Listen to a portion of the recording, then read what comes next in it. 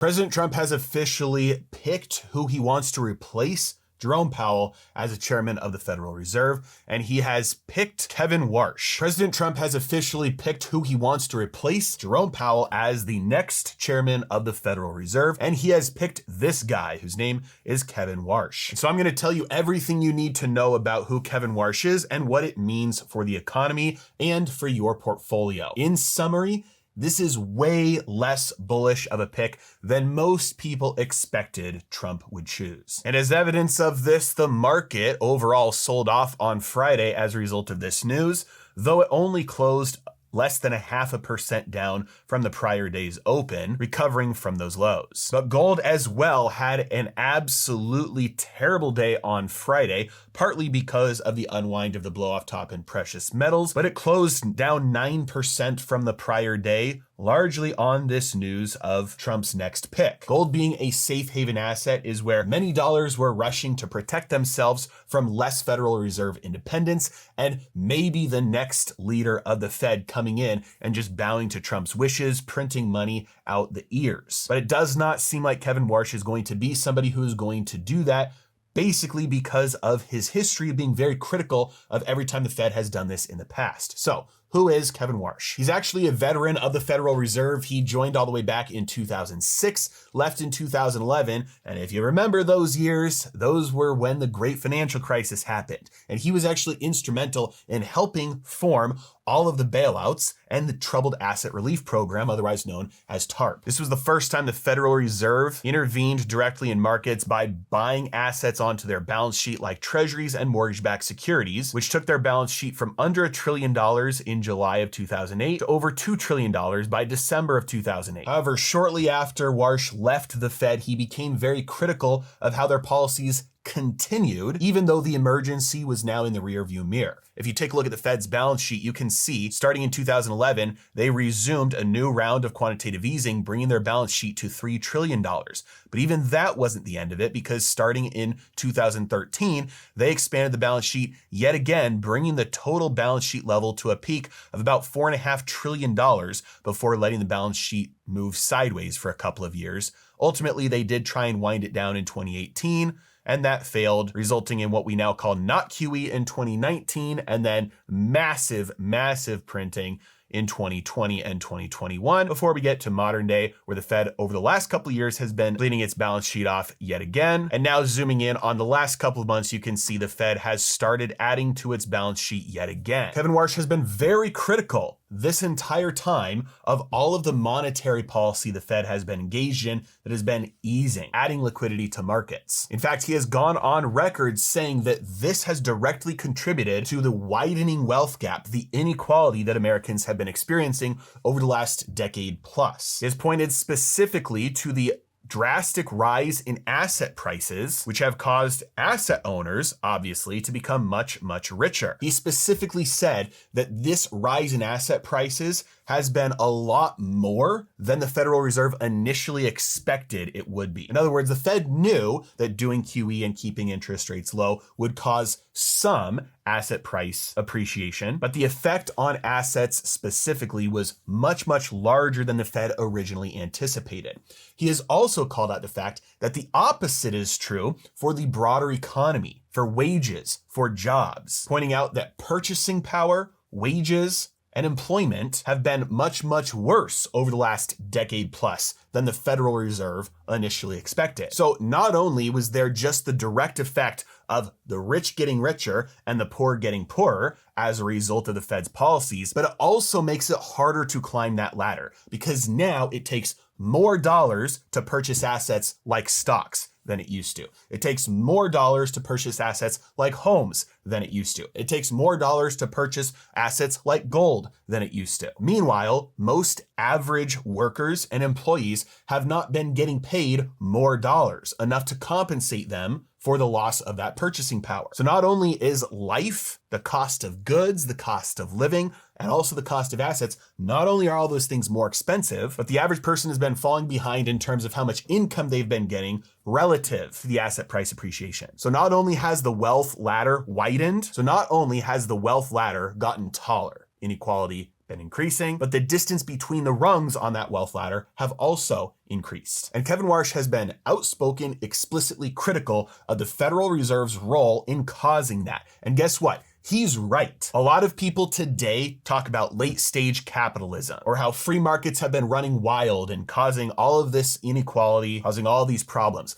Most people just have no idea how much the government is to blame, how much the Federal Reserve is to blame. People look at the rich and they look at the corporations, see them getting richer, then they look at their own budgets, see themselves getting poorer, and they think it's their fault. And I don't blame them because that's the most obvious place to look. But the Federal Reserve and the government are directly responsible for enabling this to happen. But it's not just QE and the balance sheet part of monetary policy that Warsh has been critical of. And this is the interesting part because he's also been very critical of how low interest rates have been and how much low interest rates have contributed to all the problems we just talked about. Over the last 40 years, though there have been times when interest rates have risen, over the long term, interest rates have continued to move lower and lower and lower. And ever since 2009, they've spent most recent years near zero. However, as a result of the inflation that was unleashed in 2020, the Federal Reserve has been forced to reverse that long-term trend and rates have been moving higher. Although if you zoom in on just the last year and a half, you can see the Fed has been lowering interest rates yet again. However, this is nowhere near as low as President Trump wants interest rates to be. He's been very critical of how high interest rates are right now and doing absolutely everything he can possibly think of to try and get the Federal Reserve to lower interest rates right now, even going so far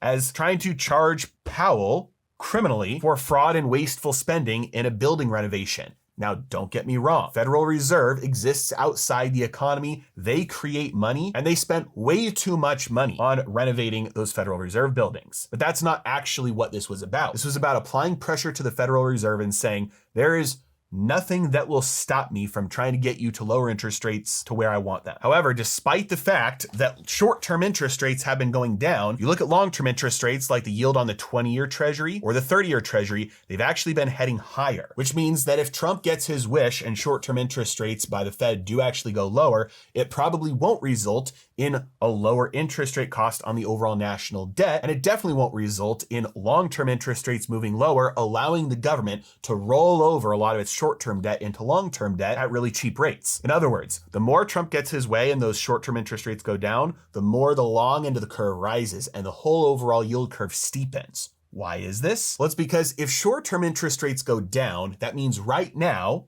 the US government can borrow for cheaper. That means they can borrow more. That means they can spend more. But all of that borrowing and spending prints money into existence because that's how dollars work. Dollars are loaned into existence, which means the more the government borrows and spends, the more the money supply increases. This is why, despite the money supply falling briefly in 2022 and 2023, it's actually been heading higher since then and is now sitting at an all-time high. As the government borrows and spends more money, it increases the money supply. Now, what happens when the money supply goes up? All else being equal, prices go up because you have more money chasing the same amount of goods and services. So a rational investor and a rational lender will take a look at what the government is doing and say, hey, if the government can borrow and spend more money into existence easier, and that causes the money supply to rise, which causes prices to rise, I'm not going to loan the government money for 20 or 30 years at a low interest rate. I'll demand a higher interest rate so that I can get compensated for the loss of purchasing power along the way, which is one of the reasons why long-term interest rates have been heading higher. So how is this all going to fit together? How in the world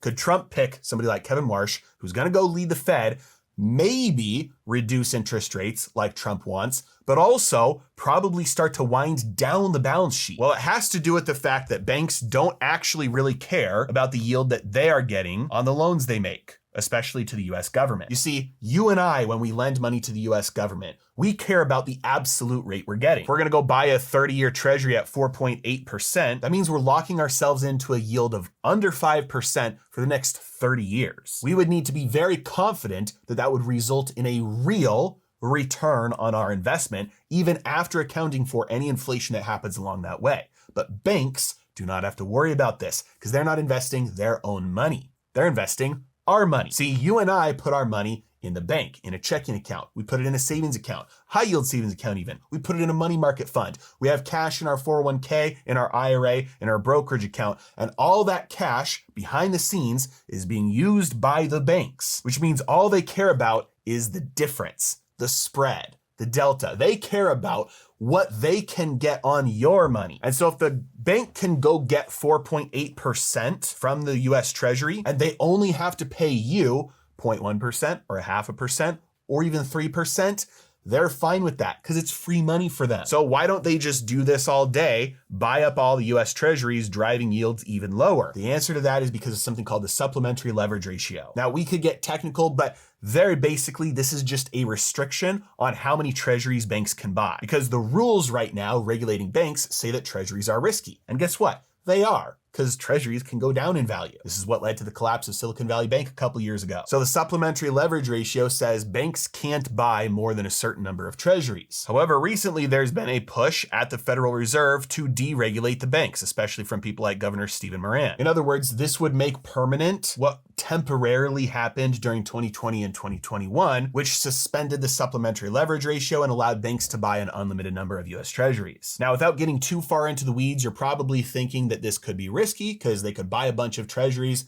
they could go down in value, banks would collapse. In short, the Federal Reserve already has a tool to deal with that called the Bank Term Funding Program. If treasuries do go down in value, banks can temporarily sell those treasuries back to the Fed for full price as long as they buy them back within a year, which means that functionally now treasuries can operate like reserves for banks. In other words, treasuries can be risk-free for banks, assuming the Fed is there to bail them out. What does this all mean? Number one, Trump can get his way and short-term interest rates can go down. This is the federal funds rate. Even with Warsh, we could see interest rates move somewhat lower, giving Trump what he wants. However, that could backfire, pushing long-term interest rates higher, especially considering the fact that Warsh coming in to lead the Fed might mean the Federal Reserve's balance sheet continuing to move lower and them selling treasuries off their balance sheet, which means that the third piece of this puzzle is going to be bank deregulation. It means the supplementary leverage ratio will be permanently removed and banks will be able to buy an unlimited number of US Treasuries. And if they ever get into trouble with how many treasuries they own, the Fed will be there to temporarily bail them out. And if the Fed is there as a temporary potential implicit bailout, that means that in reality, banks will never face the trouble with the treasuries. If you know your bank has the money, you're not going to go do a bank run. You're only going to do a bank run if you think they might not be able to give you your money. So knowing that implicit bailout is there makes treasuries safe for banks, which means Trump gets his lower interest rates, Warsh gets the smaller Federal Reserve balance sheet, banks get an unlimited appetite for US Treasuries, which pushes long-term interest rates lower, effectively pushing banks to do QE for the Fed, allowing the government to borrow anywhere along the yield curve, lower than the rate of inflation. Banks are okay with it because they just care about the spread between what they pay you and what they get from the government, and everybody wins, except for the little guy. Again. And if you think somebody like Warsh, who has been as critical of these kind of policies in the past, would allow something like this to happen under his watch, then you just don't know the history of the Federal Reserve. Heck, go back all the way to Alan Greenspan, who was very vocal about how much he liked gold, very critical about easing monetary policy in order to bail out the economy. But guess what? That's exactly what he did. When the dot-com bubble began to burst, he lowered interest rates to try and smooth out the effect on the economy, and he planted the seeds and paved the way for the great financial crisis. Do not underestimate the corruptive ability of the power of leading the Federal Reserve. At the end of the day, the money supply must continue to expand. Otherwise, we go into a deflationary death spiral. The government borrows all of the money out of the economy that there is. That's what happened in 2019. That's what happened again at the end of 2025. If the Federal Reserve does not continue to find ways to feed the appetite for borrowing for the US government, then the entire economy enters a deflationary death spiral. There is no other way. And so the Federal Reserve will do what the Federal Reserve always does, and that is figure out ways to provide for the unlimited appetite of new money for the government, regardless of who is in power. As always, thank you so much for watching. Have a great day.